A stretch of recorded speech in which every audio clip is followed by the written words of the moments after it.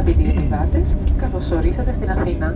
Οι ζώνες ασφαλείας θα πρέπει να παραμείνουν δεμένες μέχρι να σβήσει η φωτεινή ένδειξη «Προσδεθείτε». Για να κάνουμε την εμπειρία σας ακόμη καλύτερη, μπορείτε τώρα να απαντήσετε στις 3 απλές ερωτήσεις που λάβατε.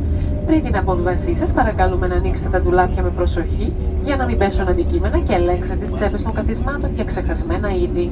Το ταξίδι συνεχίζεται με τη Hertz, με όλες τις επιλογές ενοικίασης διαθέσιμες για εσάς από μικρό αυτοκίνητο πώλης ως SUV και ηλεκτρικό. Αν είστε μέλος του Miles & Bonus, απολαμβάνετε επιπλέον προνόμια όπως αναβάθμιση κατηγορίας αυτοκινήτου και συλλογή μιλίων. Επιπλέον, προσφέρουμε 15% έκπτωση στην ενοικίαση ηλεκτρικών αυτοκινήτων σε όλους τους επιβάτες, μόνο με την επίδειξη της κάρτας επιβίβασης στο σημείο εξυπηρέτησης της Hertz. Εκ μέρους του κυβερνήτη κ. Γιαννουλάδου και του πληρώματος, σας ευχαριστούμε που πετάξετε με την AGM μέλος της Star Alliance και σας ευχόμαστε μια ευχάριστη ημέρα. Γεια σας και καλή διαμονή. Για όσους συνεχίζετε το ταξίδι σε άλλο προορισμό, ευχόμαστε καλή συνέχεια. Dear passengers, welcome to Athens. Please keep your